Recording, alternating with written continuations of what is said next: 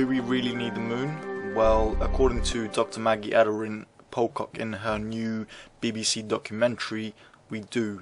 Guys, you listen to Podcast 404, I'm your host Lutrim, and today we're talking about the importance of the moon. Now, I recently watched a documentary which can be viewed on BBC iPlayer. Any person living in the UK can watch this. If you're living outside, then try to find it somewhere else. I'm sure you can if you look hard enough, but I will link the BBC iPlayer link in the toolbar below. So, do we really need the moon? Yes. This documentary kind of just opened my eyes to the importance of the moon.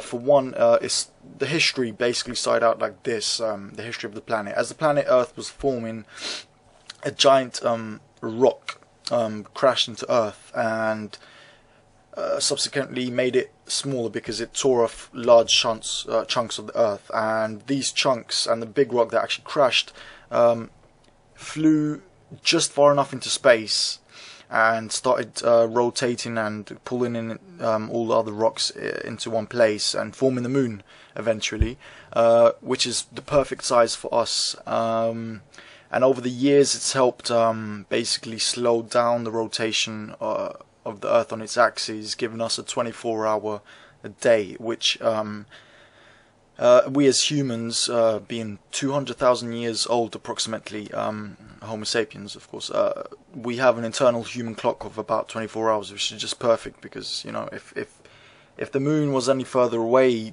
suddenly just moved further away, days would be longer, nights would be longer too, and just our human clocks, internal clocks, would just be so much dramatically changed. But another interesting thing, probably the most fascinating thing to be brought up in this documentary, I found, was the fact that the moon actually started life on Earth. You might think I'm absolutely crazy, and you might think this suggestion is crazy that was brought up in the documentary, but the fact of the matter is, when life started to form on the planet, it started forming in the oceans. That's the best theory we have. And without the moon, there would be no tidal waves. And without tidal waves, there would be no kind of moving back of the waves. Because for life to start, for RNA, DNA to start up, basically to evolve, to be created, it needs a process of kind of rocking back and forth and shaking basically of the water in the ocean, and then it needs to kind of move away as the tide moves away, and then be left in the sun to be to absorb kind of sunlight and ultraviolet, and then it gets shaken up again once the tide comes back in. And if you keep doing this, RNA will be produced, and eventually DNA will, and that's how scientists think the first living cell was made. And it's basically down to the moon. The moon, you could say, without the moon there would be no life on the planet, and this is, in my opinion, absolutely amazing. Furthermore, it's just a perfect distance from us, pretty much. I mean, it is moving away about the same, about, I think, 4 centimeters, about 3 point something centimeters a year, which is not too bad. It's going to take another billion years before it moves far away enough that it will cause dramatic changes on the planet, but it is the perfect distance. It just happens to be coincidence that this solar eclipse is just perfectly sized. It just seems to be a coincidence in this point in history, in time, because if you go further back, it wouldn't have been the same, and if you go further down the line, it's not going to be the same. So humans that are living now, they basically live at the perfect time to see a perfect solar eclipse. And you know, the moon offers other benefits in the future to us. I mean, if we do really invest in them,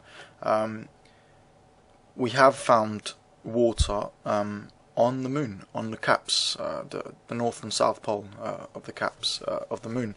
We found frozen water, which, I mean, humans can go there and settle and extract. It doesn't mean we have to keep transporting water in between the Earth and the moon. I mean, we can harvest it there.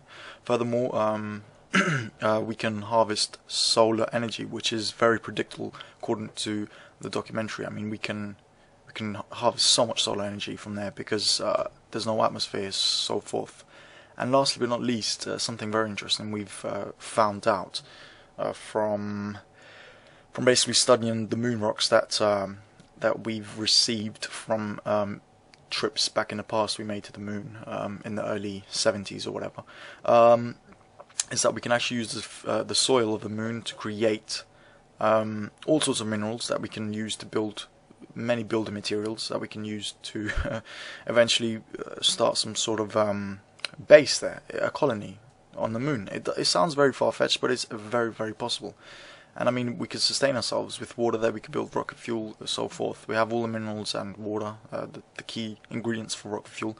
And I mean, it would be much more convenient to launch a space expedition from the moon, because the gravitational pull is much less than it is on the Earth, and it takes much more fuel to launch from the Earth. So I mean, we could just hop up to the moon, and then from there build rockets, so forth, build bases, colonies, and then move on to other planets from there. It sounds very far-fetched, very high-tech, very sci-fi, but it is within our reach in the next few years. There is a scientist in the documentary also who mentions the solar energy, and he makes it very convincing, and I think it's a very, very probable thing that will happen in the near future. And also the actual presenter, Dr. Maggie Adrian-Pocock, she's very good. I think, she's good, but she kind of sounds too dramatic at all times when she really doesn't need to sound dramatic. Like, oh, and the moon created life. Da da da da da da. She's a good presenter, but I think she's a little bit over dramatic at times. Anyway, it's a good watch. If you can watch it, if you live within the UK, you should definitely check it out, because it's a very, very good watch. I certainly enjoyed it. It's opened my eyes to the importance of the moon, and you should watch it too. Anyway, you've been listening to Podcast 404. I've been your host, Lutrum, and until next time, guys. Bye bye.